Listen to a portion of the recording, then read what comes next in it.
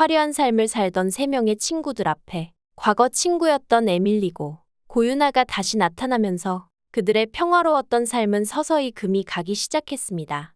4명의 친구들과 3명의 남자들까지 가면의 여왕 7명의 주인공들은 제각기 다른 가면을 가지고 있다고 하는데요. 그 중에서도 주유정은 그저 선하기만 한 순백의 피해자로 그려지고 있기 때문에 더욱 그녀가 숨긴 비밀이 궁금해지는데요. 주유정은 영혼예술재단의 이사장으로 호수 위에 우아한 백조 같은 캐릭터입니다. 하지만 역시나 호수 밑에서는 치열하게 검은 속내를 감추며 처절하고 필사적인 삶을 살아가고 있다고 하는데요.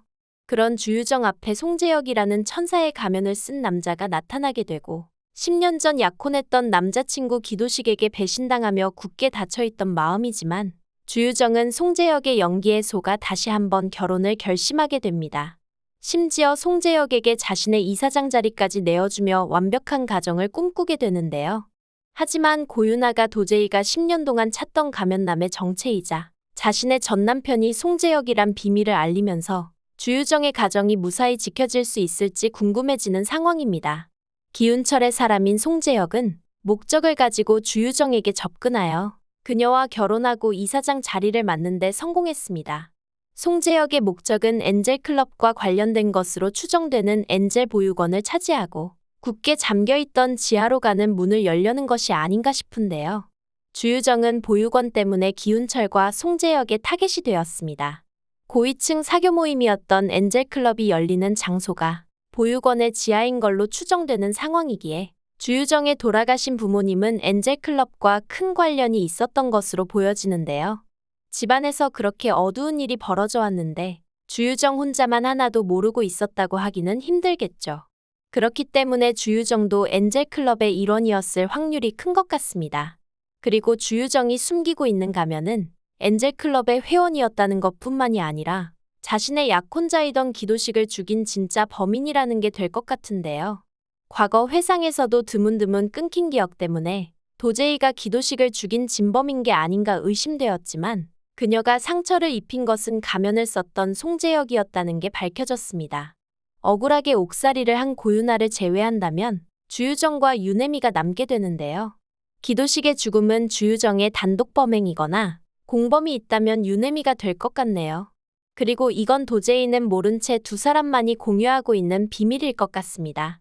그렇기 때문에 고유나는 똑같은 그날의 피해자 도제이에게만 모든 걸 솔직하게 털어놓고 협력을 구하고 있는 것 같은데요. 그리고 여기서 반전으로 그날 도제이의 아버지 강일구가 구하고자 한 건 자신의 사생아 도제이가 아니라 엔젤클럽의 주유정일 것 같습니다. 자신의 딸이 진범이라고 생각해서 고유나를 범인으로 몰고 사건을 종결시킨 것이 아니라 진범 주유정의 죄를 숨기고자 한 것인데 거기에 딸이 엮여 있었던 거죠. 그렇기 때문에 앞으로 도제이가 송재혁에게 복수하기 위해 사건을 파헤치고 결국 엔젤클럽의 꼬리를 잡게 된다면 도제이의 앞을 막는 건 아버지 강일구가 될지도 모르겠습니다. 모든 게 그물처럼 얽혀있다고 봐야겠죠. 그리고 기운철은 자신의 아들을 죽인 진범이 고유나가 아니라 주유정인 것을 알고 그녀에게 아들의 복수를 하고자 송재혁을 주유정에게 붙였을 가능성도 있는데요.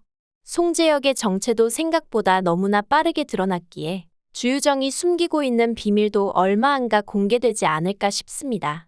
그렇다면 가면의 여왕은 누가 진범인 것인가 밝혀내는 내용이 아니라 인물들이 다른 것을 두고 서로 갈등을 겪으면서 자신의 가면을 벗고 실체를 드러내 싸우게 되는 내용일 것 같습니다. 그리고 그 중심에는 주유정의 보유권이 있는 것이겠죠. 앞으로 사건의 중심이 될 궁곡지구의 보석 엔젤 보유권, 그 지하의 주유정과 엔젤클럽 회원들의 어떤 비밀이 감춰져 있는지 기대가 되네요. 구독과 좋아요를 눌러주시면 제가 영상을 만드는데 큰 힘이 됩니다.